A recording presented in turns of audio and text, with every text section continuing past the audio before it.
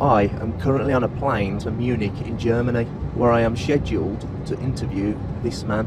I find it very interesting that this sort of information is in the ancient scriptures of the Holy Quran, and I have no way of knowing where they would come from, but I think it is extremely interesting that they are there and that this work is going on to discover the meaning of some of the passages.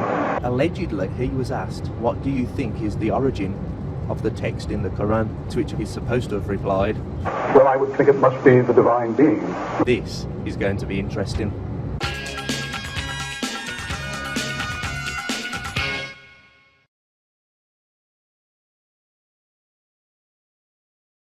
Right, the first thing I'd like you to do, if you wouldn't mind, would be to tell the people watching what your name is, please. William W. Hay. Now, are you the William W. Hay who appeared in the video I'm about to show you now?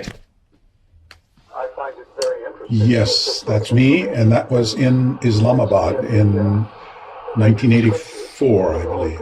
1984. Right, let's see. Well, that was the answer to my next question. When and where was this video? So we're saving on time. Right then, can you tell me what were you told was the purpose of this event? Well, there were two events. I met with Sheikh Zindani in Jeddah in, I believe it was 1983, and that was an invitation that had been extended because we had heard that the Saudis were trying to do things that would make it easier for scientists to pursue their research in the Arab countries without interference from the mullahs. Mm-hmm. And I was approached by the Geological Society of America to see whether I might be willing to participate in this. And I guess I was the first American to be chosen to go to Saudi Arabia. So I was a little concerned about what this was about because I don't know much about religion, and my specialties are in geology and marine geology and paleoceanography and paleoclimate. And but I was visited by two gentlemen, a Mr. Ahmed and a Mr. Mansour, who talked to me about visiting Sheikh Zindani, and I agreed to do it. I had understood that this was a program that was going to help to make it easier for scientists in the Muslim world to do their work. Right. Okay. Can you describe what happened upon your arrival? The first event was Jeddah, did you say? That's right. So could you describe what happened when you arrived at Jeddah? Well, I arrived at Jeddah and was taken to a hotel, the Meridian, and then for about 4 days, each day I would visit Sheikh Zindani, and we would have a discussion about different topics that he was interested in. Very, very pleasant man to talk to, and so on. And he felt that there were certain passages in the Quran that were not readily explained except in terms of modern science. Mm-hmm. So I was curious to learn about those, and we had good conversations. Mm-hmm. Toward the end, we settled on one topic that they wanted me to talk about, which was about internal waves in the ocean. Well, this is a pretty esoteric topic, and I was really curious as to how there could be anything in the Quran about it. But actually, there is knowledge of these that goes back a long, long way. The Vikings knew about them and so on. I was asking whether Muhammad had ever been to sea or had been talking to sailors, and I was assured that he had never even seen the sea and never talked to sailors, and he was illiterate and would not have had any knowledge about these sorts of things. So I said, well, if there were no possibility that he had ever heard any of this or this or this or this, then I made the statement, well, then you could say it was information from a divine being. But that would require a lot of proof. You know, you would have to be sure that none of these other things had happened, and there didn't seem to be evidence that one could exclude them from having happened. So when you were saying, so I noticed the thing with the interview that's being distributed. You're saying that the information in the text presented to you was quite interesting, and that it's good that they're trying to work out the origins of this text. And then the video cuts immediately to a new scene where you say it must be from the divine being.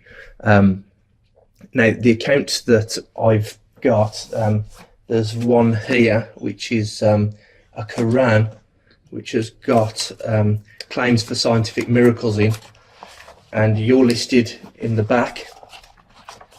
And it says, for that part, and when he was asked about the source of the Quran, he replied, well, I would think it must be the divine being.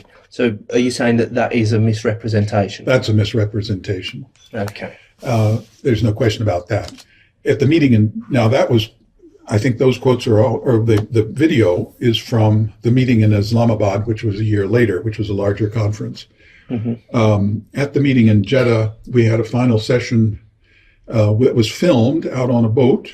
And again, the sheikh went through his list of things, and I explained all the things that I thought might not be true. Yeah. That things that Muhammad might have known, and so on and so forth. And he said, but if we exclude all of those, then what is the conclusion? Well, then I said, well, then you conclude it could have come from a divine being. Yeah. What came after that isn't, of course, recorded, and that is I think I made a statement, but I don't think that's what happened. So effectively what he'd done was to say, look at this information. You'd presented lots of various ways that he could have known it through purely natural means. And he said, well, what if he'd never did this? What if this isn't true? What if this isn't true? Painted a purely hypothetical situation. Right. And you said, well, under those conditions, it must have been from the divine being. But I don't think so. That's right. And then the middle was cut out.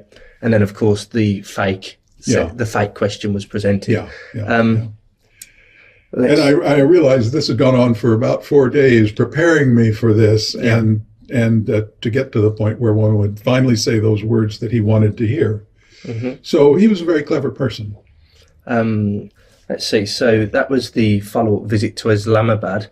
You said to me earlier before we started recording that took place on a boat. This was in Jeddah. Jeddah was the boat. Yeah. Okay. Yeah. Now the conference in Islamabad, I think the video is from the conference in Islamabad. Mm-hmm. There were a number of people present. It was a meeting with several hundred people present, conducted in the Parliament building of Pakistan. Mm-hmm. And at one point we had a panel discussion. Yeah. And that's what the video is from. And what I emphasized there was that it's interesting that these things might be in a religious text, but I didn't know why they would be there. Mm-hmm. And the biggest problem with them is interpretation, because I think the sheikh was reading into them all sorts of modern interpretations which weren't necessarily original. Mm-hmm. And perhaps I should say that I think a problem in this whole area is that the meanings of the words, while the words themselves are preserved in script, mm-hmm. the meanings of the words may not be the same today as they were in the year 700. Mm-hmm. That happens in all other languages. I don't know why Arabic would be any different, that meanings of words don't change with time. Mm-hmm. So I think that's probably the biggest problem in the whole thing, is that the words don't mean the way the sheikh is interpreting the words, which seems to be his unique way of interpreting the words, is not the same as what the original words meant. Mm-hmm. Of course, there's various exegesis on the Quran from different centuries where these miracles are never told. We're not had these miracles described to us in advance of the scientific discovery, but then when the scientific discovery is made, people look back and say, oh, look what the Quran clearly said all along. These most of them are things that I would think that if God wanted somebody to make a great revelation, these are not the things I would have expected him to reveal, because they're all readily observed. What specifically was the one specific miracle claim that Zindani wanted you to look at? This was about internal waves in the ocean. Yeah. And he interpreted it with a very modern interpretation. I think, when I look at the English translation, that what may have been intended was to talk about the glitter, what we call glitter, which is the light that you see on the seafloor that's formed by waves, and then they focus the light in a different way. And what you see on the seafloor looks like something very different from what you see on the surface. Mm-hmm. That'd be an alternative interpretation of what the words might mean. Yeah. But I would think that anybody who had been to sea, and the Arabs had an enormous 1,000-year history of seamanship, would have had a lot of knowledge about these sorts of things. You gave an example to me earlier before we started filming about one place where two seas are meeting where people would have fished. Oh, yes, certainly in the Bosphorus, yes. And that's where two seas meet, the Black Sea and the Sea of Marmara. The waters flow out from the Black Sea, and below the outflow is an inflow into the Black Sea. Mm-hmm. And this has been known forever, because when fishing boats go there, the fishing boats would normally drift toward the Sea of Marmara with the outflowing water. But when they lower the nets to the bottom, the fishing boats are dragged backwards in the other direction toward the Black Sea. Yep. So I think everybody for a long time has realized that there are two sets of waters there, one flowing out, one flowing in, and going in the opposite direction. Yeah. Any fisherman would have certainly known that. Yeah. And we're talking, if they've been fishing for a very long time, which they clearly had, then, this could easily be available knowledge to someone, couldn't it? Oh, it would have been common knowledge to those people, and I think it would have gone to others. There's also a possibility, I don't know about the details, but fishermen in the Straits of Bab el-Mandeb probably experienced the same thing. Yep. There is an inflow at the surface into the Red Sea and an outflow at depth. Mm-hmm. So there would have been the same sort of thing very close to Jeddah. That would have been noticeable, I think, to any fisherman who used nets to get to the bottom. Yeah. Okay. Now, in light of your previous questions, I'll ask the next question somewhat in jest. Did you become a Muslim? No. Okay. And the final questions are really just to clear up any accusations which I foresee coming my way when I make this video public.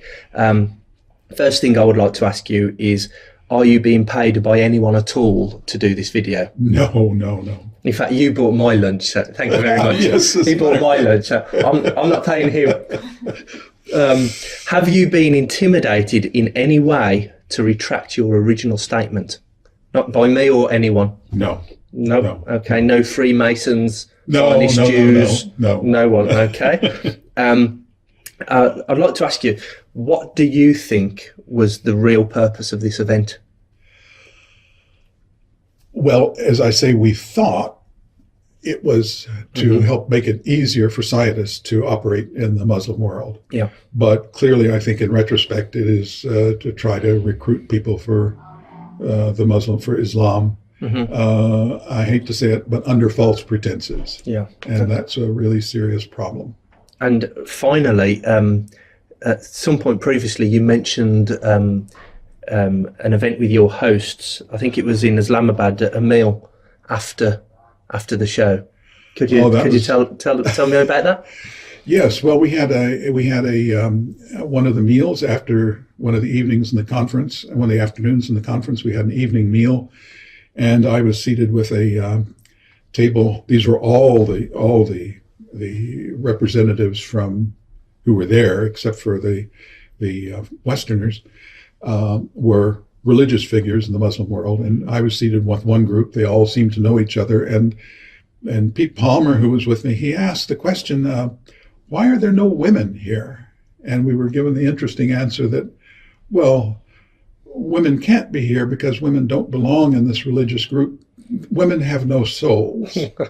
And we were both rather stunned by that. Mm-hmm. And then I guess in retrospect now, we realized that was a table of Taliban.